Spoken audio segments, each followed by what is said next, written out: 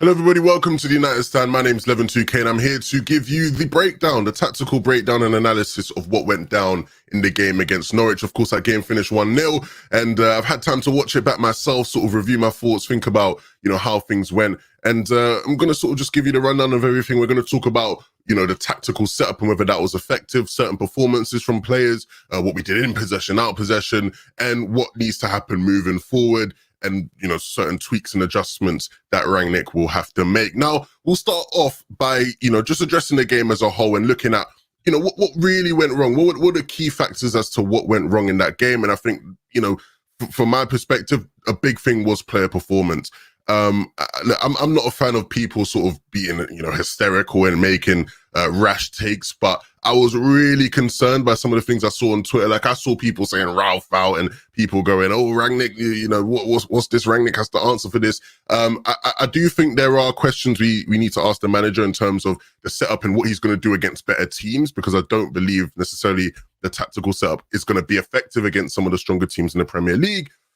But to sit there and question it in this game, I don't think that is right. And to sit there and question the manager and act as if, he should be out of his job is completely just rubbish. So let's get into it. Look, we very much used the same sort of setup that we used against Crystal Palace. You look at the Crystal Palace game, we did a good job of attacking their sort of narrow defensive shape via the wings. The low end tellers were really important in that game. Bruno and Sancho in the half spaces were also incredibly important at being able to find space, drag defenders out of position. And in this game, that didn't really happen. Norwich did really well. Norwich really impressed me as a side. Rangnick talked about it in his press conference after. Norwich didn't play like a bottom side. They straight up didn't. They did not play like one of the worst teams in the league, which is what they have been for the majority of the season. And we really struggled against that. Against Crystal Palace, they sort of succumbed to our pressure. They allowed us to sort of do whatever we wanted. Even when they had numerical advantages in certain areas of the pitch, they couldn't exploit them. We were just very aggressive and we stopped them at every possible avenue. And that just wasn't the case against Norwich. Norwich didn't give us anything easy. And you could see where certain players really struggle with that. And you could just see certain players just didn't have that same sort of intensity about their play. And we'll touch on some of the body language as well. That's something that Ralph did mention, because personally for me, that was something that was really, really frustrating. Now, when you actually look at the setup, what is effective about that 4-2-2? A lot of people ask me about the formation and 11, do you think this formation can work? And I do believe it can work, especially in these games against teams like a Crystal Palace, like a Norwich and whatnot. I think maybe you start to have questions when you play better teams. But the big thing with this team shape and with this setup is, one, your fullbacks are really important in terms of creating width and actually being able to stretch the pitch and stretch your position. But not just that, your number 10s in the system are really crucial. And I feel like that's where a lot of the time we were let down.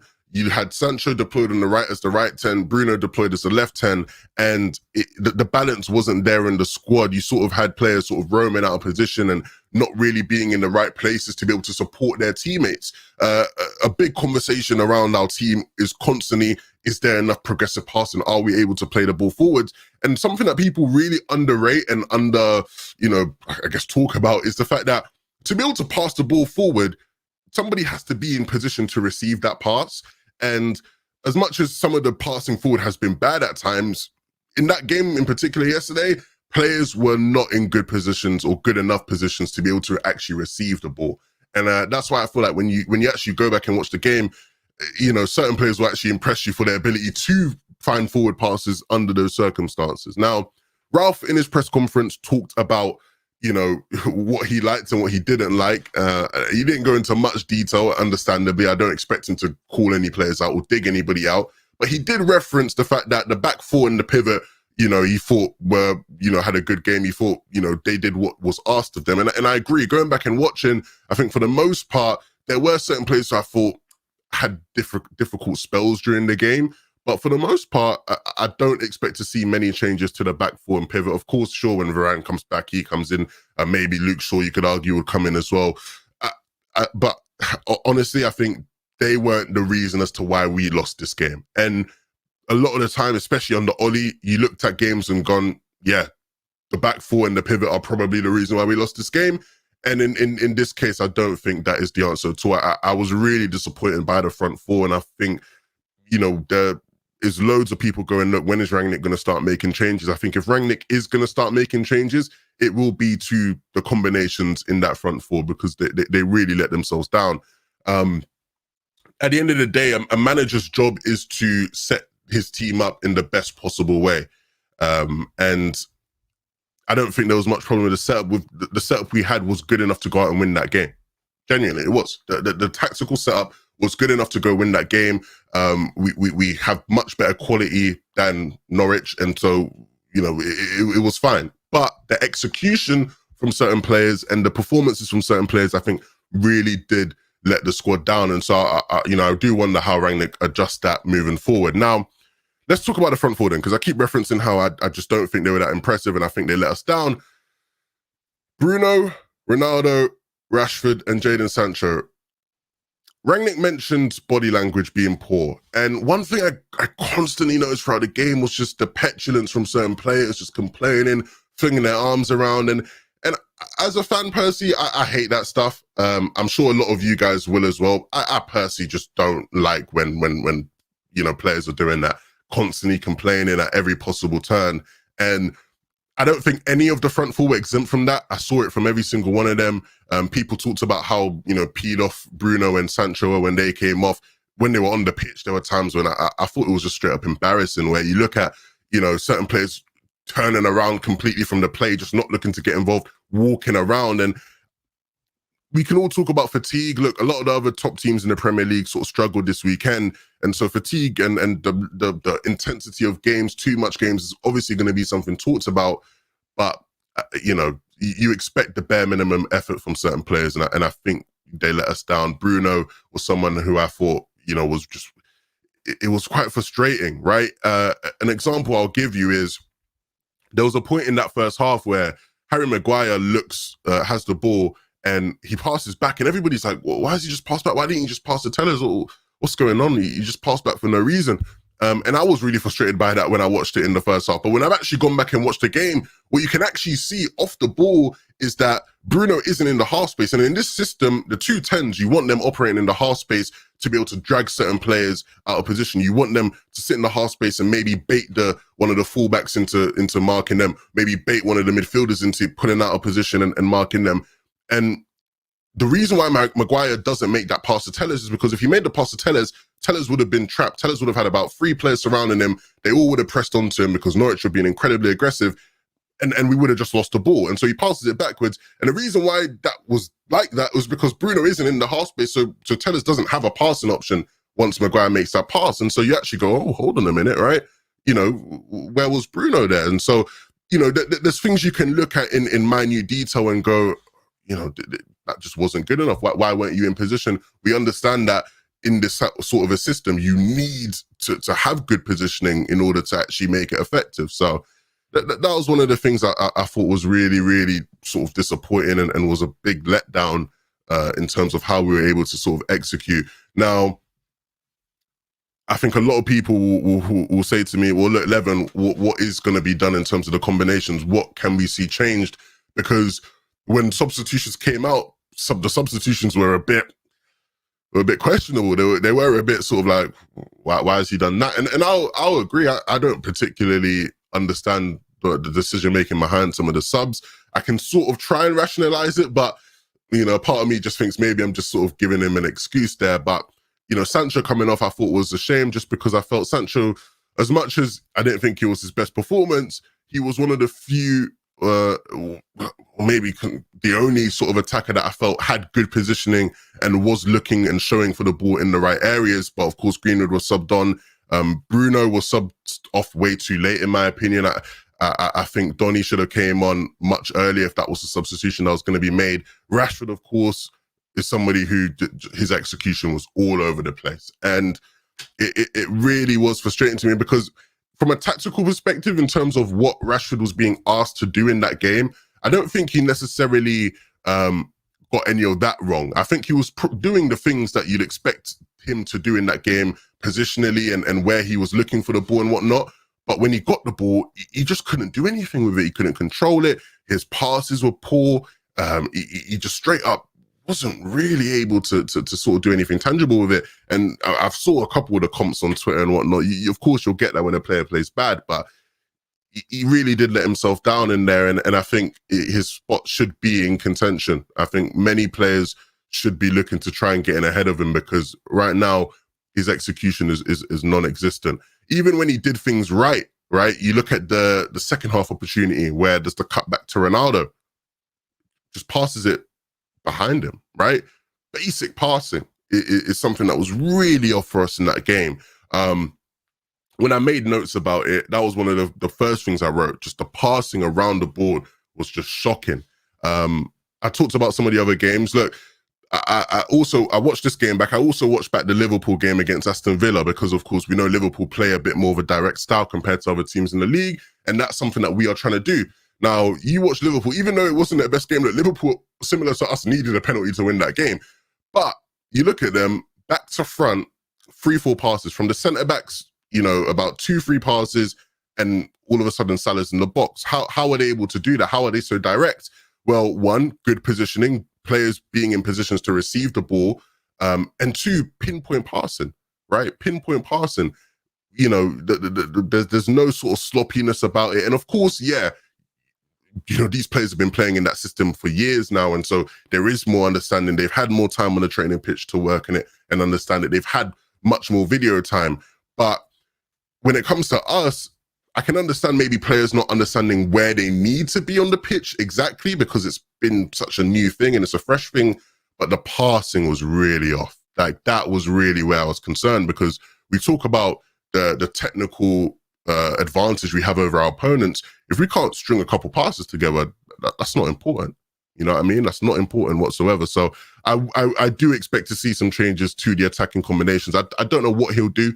I really don't know what Rangnick will do. I think maybe we'll see Greenwood start up front instead of Rashford, and maybe we'll see Bruno dropped for Donny. I think, because in this system, at the very least, Donny is somebody who we know understands space really well, and so I'd like to think that he'll get a run out there, and we'll see what he can do. Red Baron with a super chat saying, I'm usually the impatient guy, but to be honest, United fans are being impatient with Rangnick right now. Can we chill out? Yeah, I totally agree. I think people very much underestimate, how much time is probably going to be needed to change the things we want to see changed. Where we let ourselves down in this game was in possession in the attacking third. That's where the execution was poor. That's where we really lost this game. When we had the ball in the attacking third, we let ourselves down. But I think one of the big things is we were able to keep another clean sheet, thanks to David De Gea, albeit, right? We weren't defensively as strong as we were, and we'll talk about how we looked out of possession. But the big thing with Rangnick coming in was him fixing our defensive structure. This season, a lot of people might be surprised by this, but this season, when you look at pace, and a lot of people who measure pace, you typically use expected goal difference per 90 or use expected goal difference. And I think it's a somewhat good metric with some context. But essentially, when you look at our expected goals scored this season, we're in about fifth, I believe. We're about fifth. We're better than anybody else in the Premier League outside of the top three, Liverpool, Man City, and Chelsea, in terms of expected goals. And of course, our execution's not been great. We've not scored as many of those chances that we've created. But scoring necessarily hasn't been the biggest issue for us. What's actually been the biggest issue for us is when you look at expected goals allowed, how many expected goals we're allowing teams against us. We rank in the bottom 5 for that, I believe, right? We're really bad, around 25 expected goals allowed, when ideally we'd want to be about 15, right? 10 less than that this season. So any manager coming in was going to have to work on that. And when you look at the reports from, reporters close to the club, that was the main thing talked about, even before we knew Rangnick was going to be the manager, right? It was always, look, the managers who were interviewing, the main talking points that they're bringing up in these meetings are, I'm going to fix the defensive structure, what I'm going to do to fix this team defensively, because that's where our shortcomings have been. The reality is if Rangnick is able to fix our defensive structure, we will fly up the table simply because of that, without even too much work in terms of what we need to do in attack. So hopefully we can take some more strides towards doing that. Where we let ourselves down, again, from the front, in terms of just the intensity. Norwich had easy time playing through us, a really easy time playing through us. There wasn't any intensity whatsoever really from that front four. Rashford was sort of tasked with blocking the passing lane towards Billy Gilmour, which I think he did all right in the first half, because Billy Gilmour, did well. I think that there was Claude Makelele watching in the stands, the Chelsea technical director, so he put on a good performance. But look, I was not impressed. There were actually times in that game where I felt like McFred were having to do some of the shifts they did under Oli, where they just had too much space to cover on their own. Bruno and Sancho not getting back quick enough, not being there to support was really dangerous. And ultimately, you need that, right? Of course, these guys are attacking players, and I don't expect them to sit there and be the right back and left back, but they need to come back to support, especially with how good Norwich were. And there were times when McTominay and Fred just really had too much work to do, and it was just so easy to play. It was so easy to play for Norwich, and that's something that I think is really, really disappointing. And the players will know that. The players will know that the intensity wasn't good enough. Ralph talked about how in this game, he didn't tell them to not have that intensity. Whenever we have struggling performances like that, people will look for answers. And I saw a lot of people going, Leven, did Ralph maybe say not to be that intense just because we have a game coming up soon or whatever? And Ralph said himself in the press conference, no, I did not want that intensity. I wanted more intensity, and certain players just didn't give it. And look, we can sit here and complain about a lot of things, but I do think it comes down to certain performances individually. I don't think we should be sitting here as a fan base going, Rangnick got the setup wrong or this. I don't think that's the case whatsoever. I think more so than anything else, it was a matter of who was able to execute and who was able to give effort and give any sort of intensity off the ball and on the ball. Now, when it comes to what we are going to have to improve and what we have to do differently, the big thing, of course, will be just that effort and that intensity and players not having such poor body language on the pitch, because it doesn't help. It doesn't help whatsoever. I think we're in a situation where we all understand that this team, certain players lack coaching, they lack that understanding, but we also seem to lack leadership on the pitch, because when you are in games like that where you are lacking intensity and your opponents are far more intense than you, and Norwich were very aggressive in their press and in their block, you need someone on the pitch to sort of rally people and go, lads, what's going on? Let's, we got to up the tempo a bit, and we didn't have that. The people who you'd expect to do that, the people who typically we have called leaders in our team before, were one, the players who were lacking intensity, and two, complaining nonstop, and that is really, really frustrating for me. Sorry, I was just trying to catch up on some chats here. The team did exactly what Rangnick doesn't want, not sure why. Well, and I think that's why we can't even talk about players not understanding the system too much, because we saw in the Crystal Palace game that the players understand and know what's expected from them. They know what to do, and certain players just didn't do it. I do think we can talk about some of the changes that will probably need to be made in terms of the tactical setup, but we just can't blame the tactical setup. And I keep saying that just because I really was confused and perplexed. Or I won't even lie, I wasn't confused. There are certain fans who just are like that. They will just blame the manager at any given opportunity.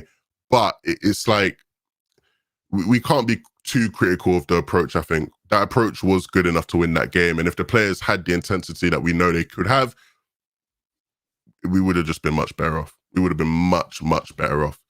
It takes time, trusting Rangnick. Yeah, I think it will take time. I think it will take time for players to sort of get accustomed to that system and to figure out what it's about and what they need to do. But beyond that as well, it's going to take time for us to actually understand which players will be able to do it at all. I don't have a problem with players maybe not understanding how to react to certain situations. Like, Norwich were definitely more aggressive than what we expected. Like, it's clear that the players thought it was going to be similar to that Crystal Palace game where we were going to be the aggressors. But Norwich came out and were incredibly aggressive, incredibly strong. They created numerical advantages in the middle of the park. And that's why I actually think, watching back over the game, that McTominay and Fred did much better than I think people are giving them credit for.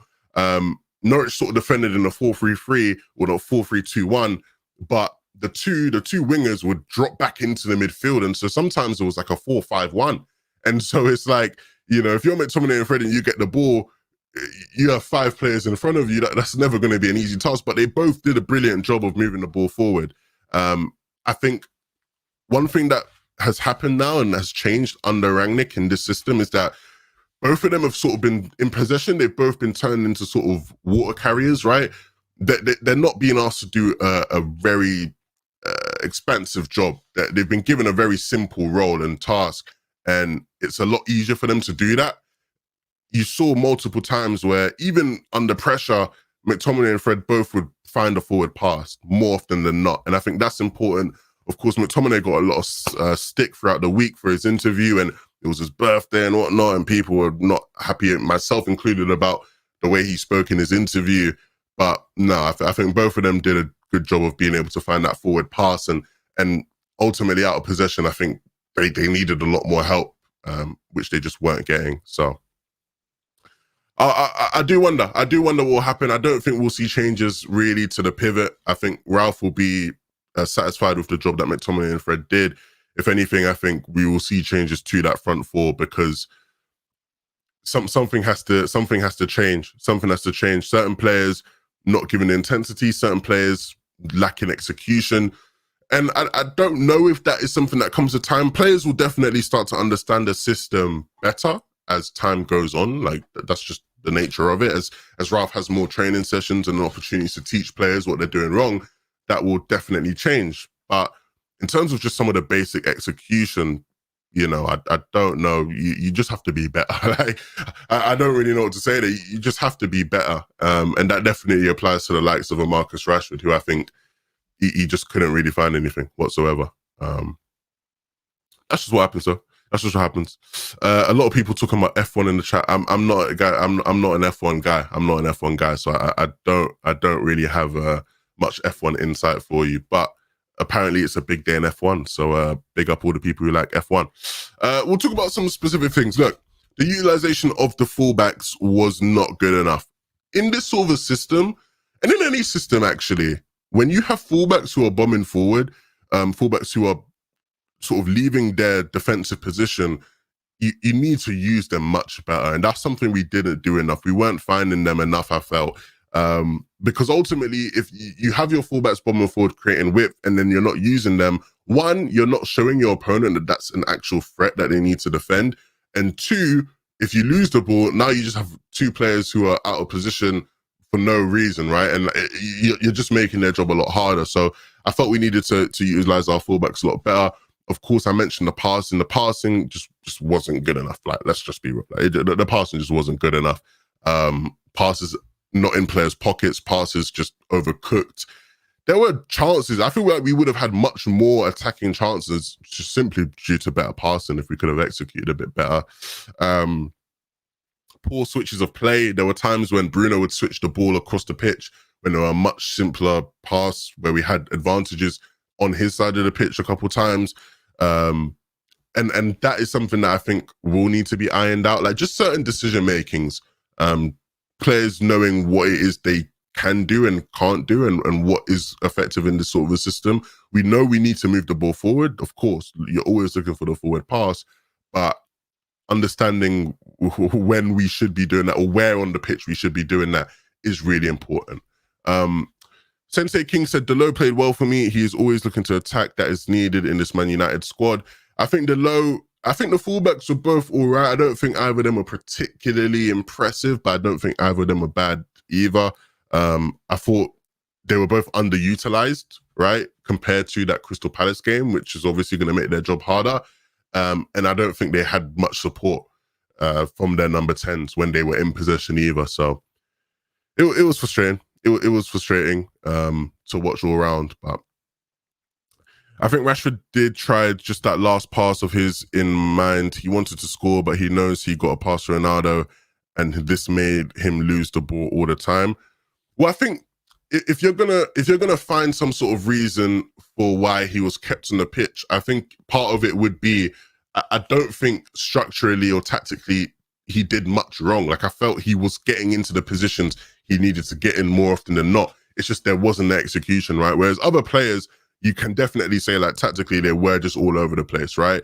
But ultimately, like, the execution from Rashford was so poor that I just can't see how he gets more chances at the moment, unless he's better. Like, it really was bad. And so I get what you're saying. I think he did try. Like, I'm not doubting his effort. I did think he tried, but he just couldn't execute. And at Manchester United, your execution has to be much better. It just has to be.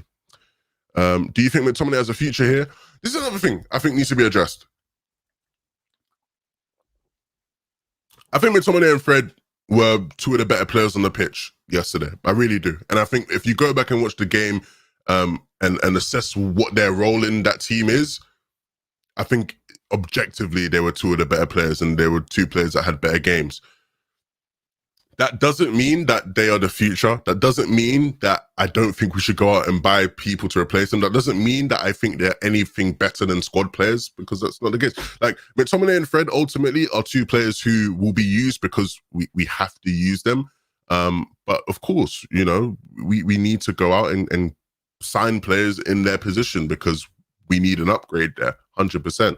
That doesn't take away from that. But it doesn't mean that you can't acknowledge the fact that they had a good game. I think some people seem to get that confused. I've seen some people go, yeah, they had a good game, and they get attacked and swarm like, oh, your standards have dropped, your standards have dropped. It's like, no, they had a good game. It's okay. Doesn't mean that they should be starters now long term, but cool, they had a good game. It's okay to acknowledge that. Don't feel bad for acknowledging that.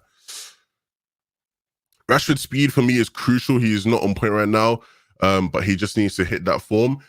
And that's something that's part of the reason why he's in this team, that attacking threat, right? Because in this system, what you want is you want your strikers to sort of, one drops off and one runs into that space that is created by one of them dropping off. And I know a lot of people don't like when Ronaldo drops off, and I understand why. But what happens is if Ronaldo is up front and he, comes deeper, he drags his centre back with him, right? One of the Norwich centre backs would follow him. And what would happen is that when one of the Norwich centre-backs follows him, Rashford runs into that space that's created because a gap is created there, and he needs someone to play it in. And of course, you want someone ideally who's fast and understands that movement. And Rashford is that guy. But when he gets the ball in those positions, he needs to do a lot better with it. And that's where he failed. When McFred became our best players, we knew we had a boring game. And part of that, of course, is true. Part of that, of course, is true. They never had a good game, mate.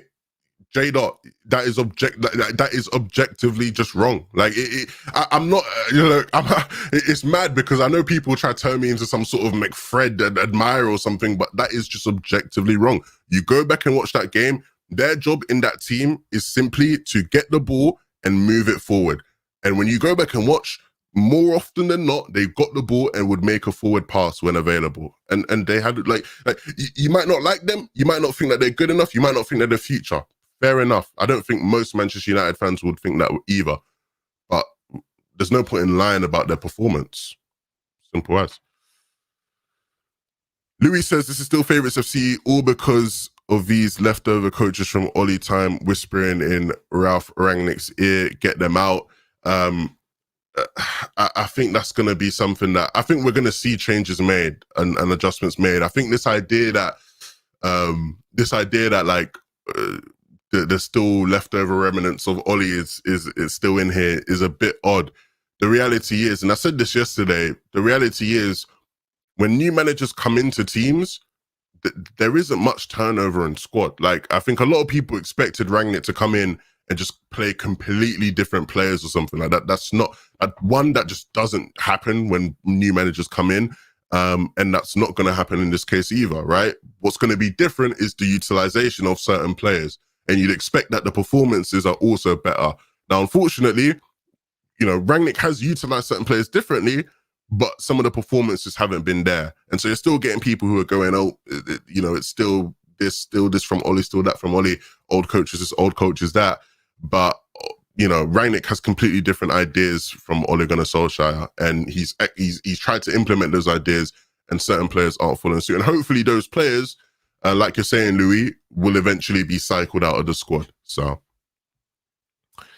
Rangnick has only just came in. He doesn't know the players yet. And he's only had a week. He's only had a week, ultimately. He's only had a week. Love the logical arguments you bring to the conversation. I try my best. I try my best. I try my best. Maguire's the worst defender in the world. That's the most hyper. That's so hyperbole. Like what we do? Why are we even having conversations if that's what we're going to get to? Maguire's the worst defender in the world. Well, he's just not. Rashford is stuck at an average level. McTominay doesn't know if he's playing midfield or defense. It's obvious why does Rangnick not see that? Kayvon Allen, I don't know if you're having a bad day or something. I don't know, what's going on for you in life right now, but I'd say, it's probably best to just get away from the computer and just take some time, because you are just absolutely waffling, my friend. Some fans thought there'd be some magic switch and we'd all of a sudden be a decent side. Unfortunately, some of these players are their worst enemies, and I think that is a big problem. Some of the players, I think, just need to step up. A brief summary of everything I've said, right? I've spoken a lot so far in this video, but a brief summary of everything I've just said. When it comes to that game, as it pertains to that game against Norwich, the tactical setup wasn't the issue. It was the same setup we looked to use against Crystal Palace that was effective. Yes, Norwich played much better than Crystal Palace did, and so I do expect to see some changes to the setup moving forward against better teams and better opposition as Rangnick has more time with the players. But ultimately, we lost that game due to the attacking players.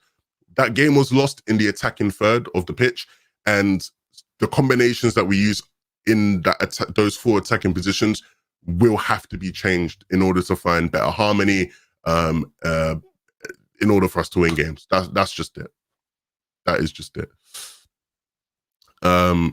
These are the same players that have down tools repeatedly on multiple managers. Some of them for sure, but I'd like to hope that they will get behind Rangnick, because I think Rangnick does have good ideas, and we've seen that. I don't think that's a doubt, but I don't think we should sit here and start turning our backs on him because we didn't dominate that game.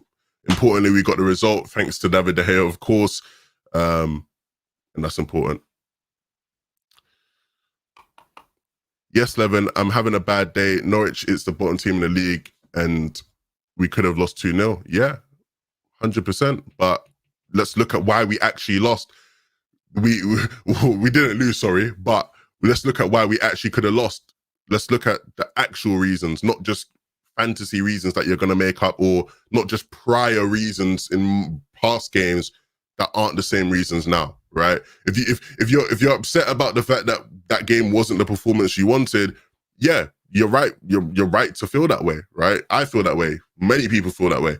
But let's look at the actual reasons. Let's not just go, oh, Maguire's the worst centre back in the world, or oh, McTominay didn't, do anything. He doesn't know what player he is. When actually those two players aren't players to blame for that game yesterday. They're just not. And you can watch the game back if you want. All right. Yeah. I'm done here. I'll see you guys all later. I hope you enjoyed the video. Be sure to subscribe to the channel if you aren't already. Like the video as well. Comment down below what you thought of the game. And yeah, we'll see you guys all very soon. Peace.